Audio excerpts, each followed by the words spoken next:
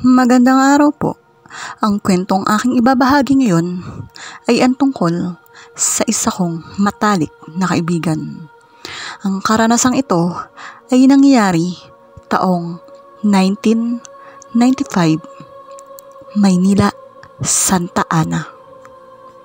Ang aking kaibigan ay itago na lang natin sa pangalang Jenny.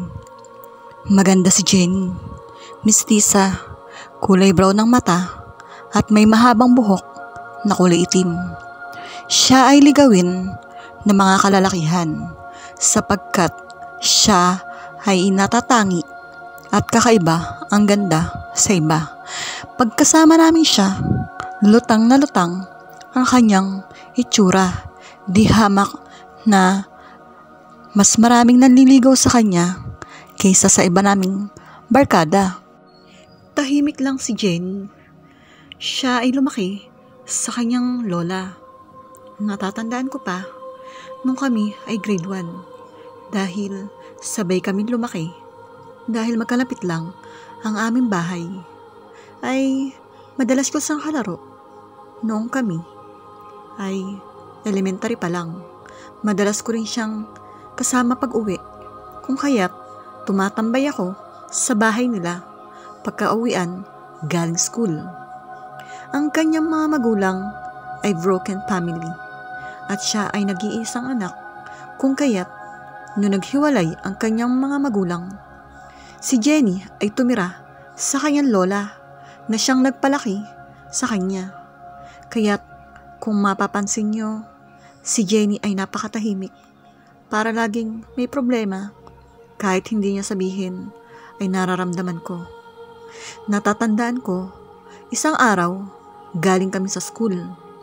Pag-uwi namin sa kanilang bahay, ay nandoon namin naabutan ang kanyang mama at papa. Jenny, andito na tayo sa bahay niyo. Pwede ba tayong maglaro? Oo naman, Kat-Kat.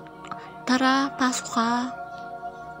Wow, ang laki naman ng bahay niyo, Jenny. Jenny, may mga Barbie ka ba? Oo, gusto mo kunin ko? Sandali lang dyan ka lang. Walang niya ka, may babae ka na naman. Anong oras ka umuwi kagabi? Kakauwi mo lang no? Hindi kita namalayan kagabi. Wala ka dito sa bahay. Saan ka na naman nagpunta? Pumunta ka na naman sa babae mo. Tigilan mo ako.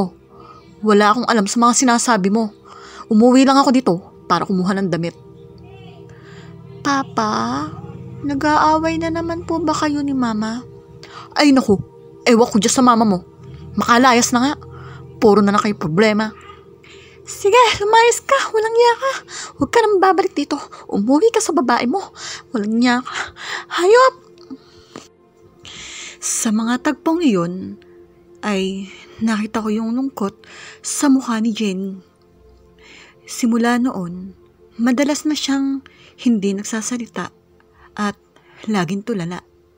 Kahit hindi naman niya nasabihin sa akin, ay alam ko ang kanyang pinagdaraanan. At bilang kaibigan, ay masakit sa akin na makita yung dating masiyahing si Jenny ay biglang nagbago. Unti-unti na siyang naging malayo sa mga tao at pag-uwian, hindi na rin niya ako sinasabay. Kahit hanapin ko siya sa paaralan, ay hindi ko na siya nakakita tuwing uwian dahil dumediretso na siya pauwi sa bahay. Doon ko nalaman na naghiwalay na ang kanyang mama at papa. Ang dating Jenny na sunod sa luho ay makikita mong medyo nag-iba na ang mga pananamit dahil nga sa lola na lang niya ang nag-aalaga sa kanya ay kung ano na lang ang makuha niyang damit na kahit maliit or malaki ay alam mong medyo nawala na sa luho yung kanyang itsura. Minsan, pumapasok din siya na walang baon.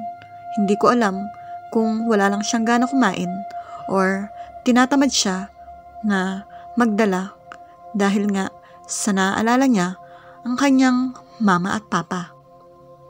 Ang ginagawa ko ay dinadamihan ko na lang ang bitbit ng mga maluto para naman sabay na lang kaming kakain.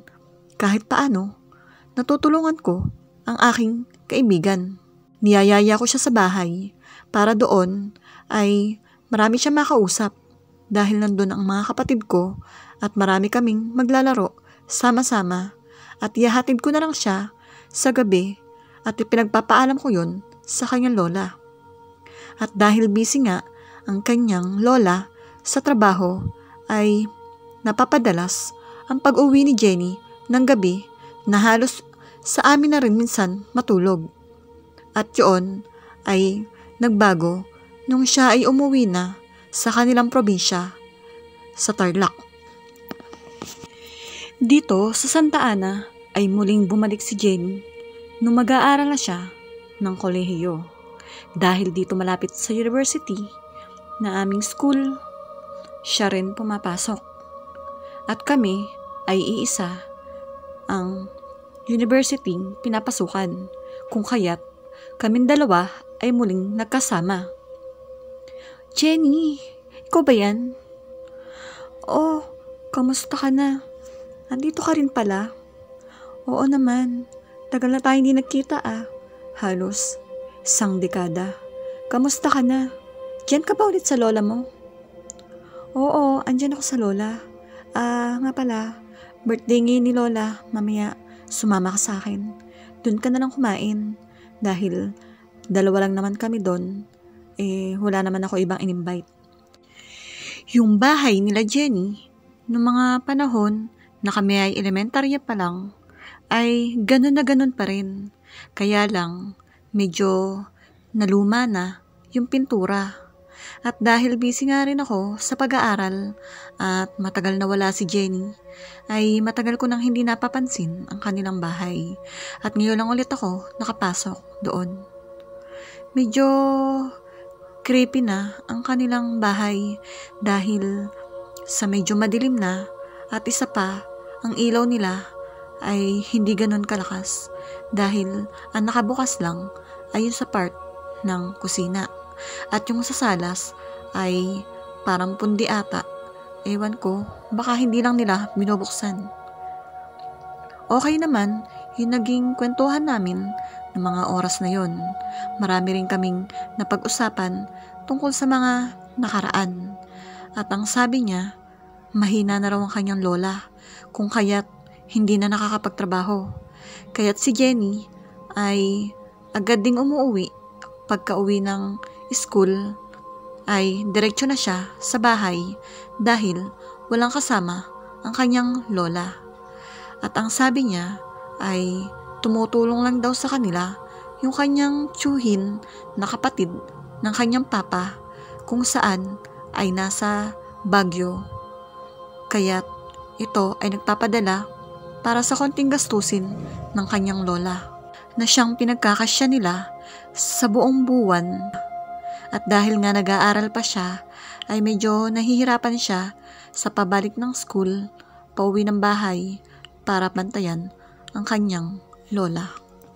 Isang araw, habang kami ay nasa campus, papasok na kami ng psychology nang biglang mapadaan kami sa grupo ni Jonas. Si Jonas ay kilalang isa sa mga siga ng university. Siya ay laki sa yaman. Matipuno ang kanyang katawan, pero siya ay medyo may kaliitan. Maputi at halatang lumaki sa yaman. Matagal na siyang may gusto kay Jenny. Mga elementary pa lang kami ay medyo nagpaparamdam na siya sa aming kaibigan. Subalit dahil nga sa mayabang siya ay hindi siya pinapansin ni Jenny.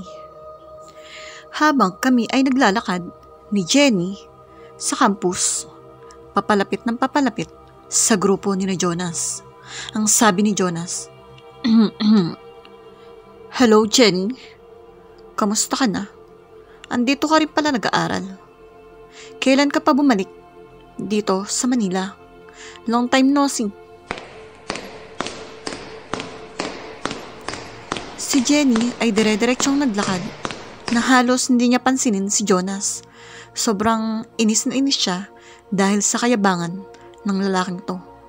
At ang alam pa niya na si Jonas ay kali-kaliwa din ang mga girlfriend dahil nga sa mayaman siya ay medyo maangas at medyo lapitin sa mga babae na hindi naman niya sineseryoso. Paano yan pare? Hindi ka pinansin? Oo nga pare, hindi ka pinansin.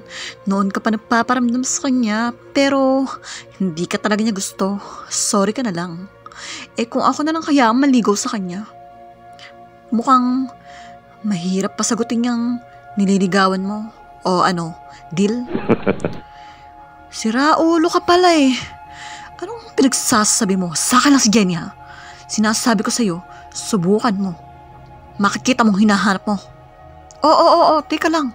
Ano ba? Huwag kayo mag-away. Dahil lang sa babae. Magkakasira-sira tayo magkakading yan. Pwede ba? At ang mga tagpong iyon ay aking nakita na mga oras na dumaan kami sa harap ni na Jonas.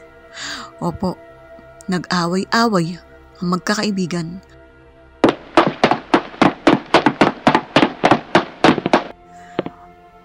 O ano, Jenny? Bakit hindi mo pinansin si na Jonas? Ano bang nangyari sa'yo? Kasi naman kat-kat. Kita mo naman, kadami-daming tao tapos ganun pa makaasta. Akala mo naman feeling close. Kinabukasan, hindi nakapasok si Jenny. Inaantay ko siya dahil sabay kami magse-search sa aming thesis. Pupunta kami sa National Library. Subalit walang Jenny na dumating. Kung kaya't pag-uwian ay dinaanan ko siya sa bahay. At doon ay laking gulat ko sa aking nasaksihan.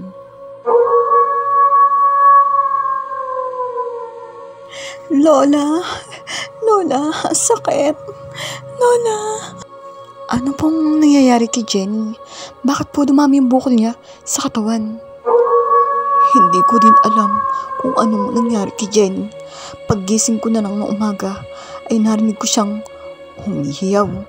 Hindi ko alam kung bakit dumami ang bukol niya sa kanyang katawan. Lola, sakit. Takang-taka ako sa nangyari sa katawan ni Jenny. Sa ganda ng hubog ng kanyang katawan at sa kinis ng kanyang balat ay bigla na lang itong lumobo. Nangitim din ang kanyang kulay na parang kulay violet na parang medyo tumaba or namanas ata. Hindi ko alam. Basta parang hindi na siya si Jenny. Ibang-iba ang itsura ni Jenny sa nakikita ko sa aking harapan. Sa mga tagpong iyon ay nasaksihan ko kung paano gamutin ng albularyo si Jenny.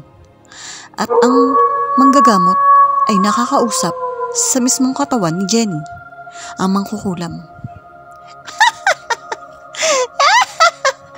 Hindi ko gagamutin ang batang ito dahil suplada siya. Alam niyo ba ang ginagawa niya sa mga kalalakihan na nagkakagusto sa kanya? Sinusupladahin niya na piling naman niya ay napakaganda niyang babae. Hindi niya ba alam na ang kagandahan ay pwedeng mawala? Lumayas ka sa katawan niya. Hindi ka dapat na andyan. Gusto mo ba tanggalin mo ang kulam or papatayin kita? Mamili ka, mangkukulam. Ako pa ang tinakot mo. Ako pa ang tinakot mo. Alam mo ba na hindi ko tatanggalin ang kulam sa kanya? O ano, lalaban ka pa? Aba sira ulo ka palang makukulam ka. Baka gusto mong kulongin kita sa bote at ngayon din ay mawawalan ka ng hininga. Ano, mamimili ka, tatanggalin ko ang kulam or papatayin kita. Sige, hindi ka nang awa sa bata na walang kalaban-laban. Magkano binayad sa iyo ng batang si Jonas at para gawin mo sa batang walang kamalay-malay at walang kamuwang-muwang? Sige, tatapatan ko or papatayin kita. Hindi po ako makapaniwala sa aking nasasaksihan dahil ang boses ni Jenny ay ibang-iba sa aking nakikita dahil hindi iyon ang boses ng aking kaibigan. Laking pagtataka ko kung paano niya nagagawa ang boses na yon at kinakausap ko siya pero ang sabi sa akin ng albularyo, "Ineng, hindi yan ang iyong kaibigan. Pinasapi ko sa kanya ang mangkukulam para malaman natin kung ano ang totoong pakay nila sa iyong kaibigan." Iyon ang pagkakasabi sa akin ng albularyo. Kung kaya't ako ay naupo sa isang tabi at pinanood ang mga mangyayari. Sana naman gumaling na si Jenny. Awang-awa ako sa aking kaibigan na kung anong ganda ay siya namang sama ng itsura ni Jenny. Ang haba ng kanyang buhok ay naging buhaghag na parang isang lukalukang babae. Awang-awa ako sa aking kaibigan. Sige, babaeng magkukulam. Sabihin mo ngayon sa amin kung ano ang iyong nais. Nais mo ba na tapatan namin ng doble ang bayad ni Jonas na nagpakulam sa kanya? Dahil ba sa hindi lang siya pinapansin na magandang babae, ay gagawin niyong pangit ang batang si Jenny? Hindi na kayo naawa sa bata. Kahit doblehin mo ang bayad, ay hindi namin tatanggapin ang bayad dahil apo ko si Jonas. Alam mo, apo ko si Jonas, kaya hindi ko siya gagamutin. Ah, ganun ba? O sige, ngayon din ay ikukulong kita sa bote. Ano? Hindi ako makahinga. Anong ginagawa mo? At doon ay nakita ko na nawala ng malay si Jenny. Hindi ko alam kung ano mga sumunod na pangyayari. Ang sabi ng albularyo na yung mangkukulam daw ay ikinulong na niya sa garapon at yun daw ay hindi na muling makakapaminsala. Gulat na gulat talaga ako sa mga nasaksihan ko dahil nung una talaga ay hindi ako naniniwala sa mga kulam. Marami pa po yung mga naganap noong mga araw na yun. Pero ngayong ako ay medyo nasa 40 taon ng gulang, ay hindi ko na po alam yung mga iba pang mga pangyayari na nasaksihan ko. Basta ayan lang po ay lahat ng aking natatandaan. At ang balita ko na yung lola ni Jonas noong mga panahon na yun ay namatay dahil yata sa nangyaring kombate ng albularyo at nung matandang mangkukulam na lola ni Jonas. Noong mga sandaling iyon ay hindi na nagpansinan si Jenny at si Jonas at medyo nagbago na rin ang ugali ni Jonas. Hindi na rin siya yung dating mayabang. At si Jenny naman ay unti-unting bumalik sa dati ang kanyang itsura. Nawala yung pagkamanas at ang mga bukol-bukol niya sa katawan. Yan po ay hindi ko makakalimutan noong mga panahon na kami nag-aaral. Dahil sa mga tagpong iyon ay doon na ako naniwala sa mga kulam. Yun nga po pala, yung albularyong matanda ay may ibinigay kay Jenny. Ang sabi niya, yun daw ibibigay na yun ay kailangan laging suot ni Jenny. Isang medalyon po yun, pero hindi ko na alam kung ano yung medalyon, kung San Benito ba, San Miguel, or Seven Archangel, dahil hindi naman po ako interesado nun sa mga medalyon. Basta ang tanda ko ay yung medalyon na yun ay isinuot ni Jenny at magpasa hanggang ngayon ay nasa kanya pa din. Kasi tuwing magpipicture siya sa Facebook ay napapansin ko yung tali na nakasabit sa kanyang leeg. Hanggang dito na lang po at sana po ay magustuhan nyo ang aking kwento. At hanggang sa susunod po, marami pong salamat. Maraming salamat po sa ating letter sender. Bali yung pangalan po na binigay na Katkat at Jenny ay hindi po nila totoong pangalan dahil ang sabi po ay baguhin ko na lang yung kanilang totoong pagkakakilanlan. Lagi po nating tatandaan na ang ginawang masama sa kapwa ay may kapalit na kaparusahan. Kita-kits po ulit tayo sa susunod nating video.